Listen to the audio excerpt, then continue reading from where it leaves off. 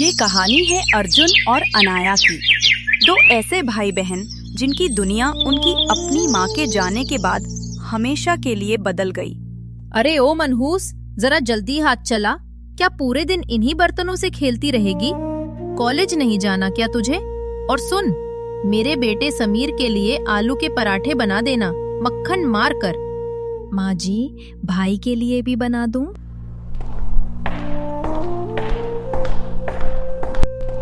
मेरा भाई? जब देखो तब मेरा भाई। एकदम चुप।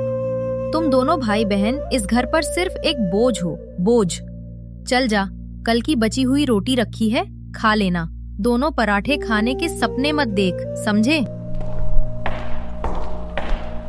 क्या हुआ अनाया, तू रो क्यों रही है? कुछ नहीं भाई, बस कुछ नहीं हुआ।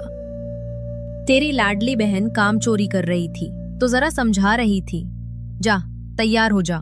और सुन अर्जुन, तेरी इस महीने की कॉलेज की फीस नहीं दी जाएगी। बहुत हो गई पढ़ाई लिखाई, कोई काम धंधा देख लो। माँ जी, ये मेरा आखिरी साल है, मेरी पढ़ाई। तो मैं क्या करूं, नाचूं? मेरे पास पैसे नहीं है तुम्हारे लिए, तुम दोनों पर बर्बाद करने के लिए। मेरा समीर है ना, उसे पढ़ाना है मुझे। वह इस घर का चिराग है, तुम दोनों की तरफ पनौती नहीं। माँ, नाश्ता कहाँ है? जल्दी करो, मुझे दोस्तों के साथ बाहर जाना है। और हाँ, वो नए जूते खरीदने के लिए 5,000 रुपए चाहिए। हाँ मेरा राजा बेटा, अभी लाती हूँ। गर्मा गर्म पराठे और पैसे ये लो। मेरे बेटे को किसी चीज की कमी नहीं होनी चाहिए। अर्जुन और अनाया एक दूसरे को बेबसी से देखते हैं।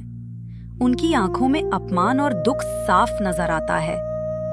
अत्याचार का ये सिलसिला रोज बढ़ता जा रहा था। कमला की क्रूरता में उसका साथ देने के लिए अब उसका भाई प्रकाश भी अक्सर घर आने लगा था। अरे कमला दीदी, ये तो बड़ी हो गई है। हाथ पीले कर दो इसके, घर का बोझ कम होगा। कौन करेगा इससे शादी? दहेज में देने के लिए हमारे पास फूटी कौड़ी नहीं है, और इसे तो घर में रखा है काम करने के लिए, मुफ्त की रोटियां तोड़ने के लिए नहीं। अनाया की आंखों से आंसू गिरकर जमीन पर लगते हैं। तभी अर्जुन कॉलेज से आता है। उसके हाथ में एक सर्टिफिकेट था। माँ जी देखिए, मुझे पूरे जिले में स्कॉलरशिप मिली है। अब मेरी आगे की पढ़ाई का खर्चा सरकार उठाएगी। कमला और प्रकाश के चेहरे पर खुशी की जगह जलन साफ दिखती है। स्कॉलरशिप? बड़ा होशियार बन रहा है। तेरी सारी होशियारी हम निकाल देंगे। मामा जी, ये क्या किया आपने? मेरी मेहनत।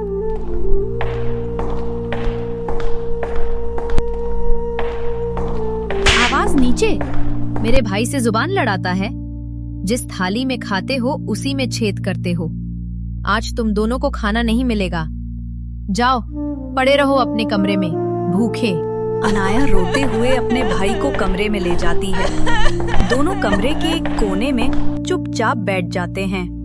धीरे धीरे वक्त बीतता है और भूख से आधी रात में अनाया की नींद खुल जाती है। भैया, मुझे बहुत भूख लगी है। माँ ने सुबह से कुछ भी खाने को नहीं दिया। मुझे बहुत भूख लगी है भैया। रो मत अनाया, मैं भी कुछ तेरे लिए खाने को लाता हूँ। तू यहीं बैठ, मैं अभी आया। अर्जुन रसोई में जाता है और एक थाली में अनाया के लिए खाना निकालता है। गलती से एक कटोरी थाली से गिर जाती है और प्रकाश की नींद खुल जाती है। वह सीधा रसोई की तरफ बढ़ता है। दीदी, ओ दीदी, अरे जल्दी आओ यहाँ। देखो इस नालायक को, अब ये चोरी पे भी उतर गया है। रसोई में घुस के खाना चुरा रहा था, अब मैंने पकड़ लिया इसको। माँ, अनाया को बहुत भूख लगी थी, बस उसके लिए थोड़ा खाना ले रहा था। सत्यानाश हो इन दोनों भाई बहनों का। काम चोर तो थे ही, अब चोरी पे उतर आए हैं दोनों। निकल इस घर से बाहर। आज तेरी सजा यही है कि आज तू घर के बाहर ही अपना ठिकाना तलाश कर और वहीं जाकर सो। चोर कहीं के, निकल मेरे घर से बाहर। आधी रात में कमला ने अर्जुन को घर से बाहर निकाल दिया और बेचारी अनाया खिड़की से उसे जाते हुए देख रही थी और अपनी लाचारी पर रो रही थी। अगली सुबह अर्जुन घर वापस आ गया, क्योंकि वह अपनी बहन को अकेले नहीं छोड़ना चाहता था। दिन बीत गए, यह जुल्म अब आदत बन चुका था। अनाया की पढ़ाई लगभग छूट चुकी थी और अर्जुन को कॉलेज के बाद मजदूरों की तरह घर के बाहरी कामों में झोंक दिया जाता था। अत्याचार की हद तब हुई जब एक दिन अनाया बीमार पड़ गई। अनाया को तेज बुखार था और ठंड से कांपती हुई बिस्तर पर लेटी हुई थी। वाह, क्या एक्टिंग हो रही है, महारानी की तरह लेटी हुई है। उठ। माँ, बहुत तेज बुखार है, बदन टूट रहा है, आज काम नहीं हो पाएगा। बुखार है? काम करोगी तो पसीना आ जाएगा, सारा बुखार उतर जाएगा। चल उठ, बाथरूम में कपड़ों का ढेर लगा है।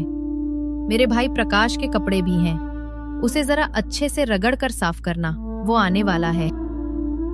माँ, रहम कीजिए, वो सच में बीमार है, उसका शरीर तप रहा है। अगर उसे कुछ हो गया तो क्या हो जाएगा?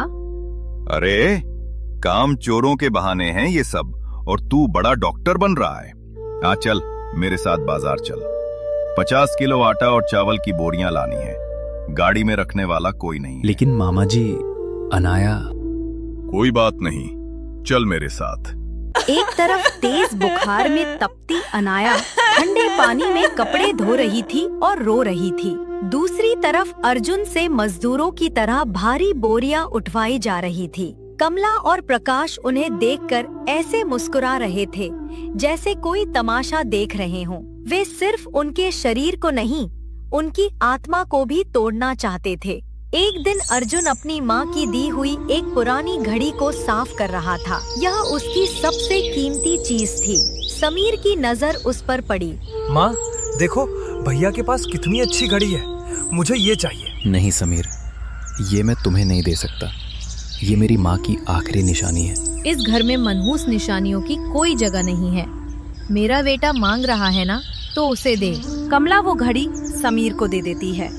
समीर उसे पहनता है, कुछ देर खेलता है और फिर जानबूझकर उसे जमीन पर पटक देता है, जिससे वह टूट जाती है। टूट गई, बेकार थी ये तो। अर्जुन टूटी हुई घड़ी को उठाता है। उसकी आंखों से आंसू बहने लगते हैं। आज सिर्फ घड़ी ही नहीं, उसका सब्र भी टूट चुका था। उसी रात अर्जुन और अनाया अपने कमरे में थे। अनाया के पास एक सूखी रोटी का टुकड़ा था जो उसने छुपाकर रखा था। भाई, ये खा लो, तुमने सुबह से कुछ नहीं खाया। नहीं अनाया, तू खा ले, मैं ठीक हूँ। हम कब तक ये सब सहेंगे? हम यहाँ से चले क्यों नहीं जाते? कहाँ जाएंगे भाई, हमारा इस दुनिया में है ही कौन? और पिताजी, उन्हें तो लगता है माँ जी हमारा कितना ख्याल रखती हैं। वो कभी हमारी बात पर यकीन नहीं करेंगे। नहीं अनाया, अब और नहीं। अब पानी सिर से ऊपर जा चुका है। अब इस जुल्म का हिसाब होगा। अब इन्हें सबक सिखाने का वक्त आ गया है। लेकिन कैसे भाई?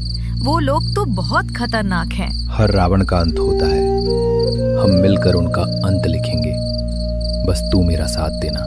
अनाया अपने भाई की आंखों में एक नई चमक देखती है और सिर हिलाकर हाँ कर देती है।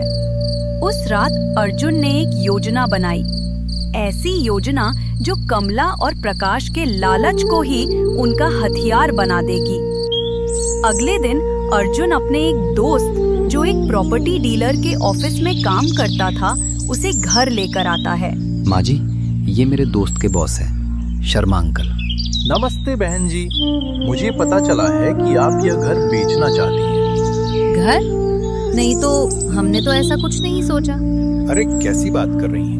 मुझे एक प्रॉपर्टी डीलर ने बताया है कि इस एरिया में आपकी जमीन पर उनकी नजर है।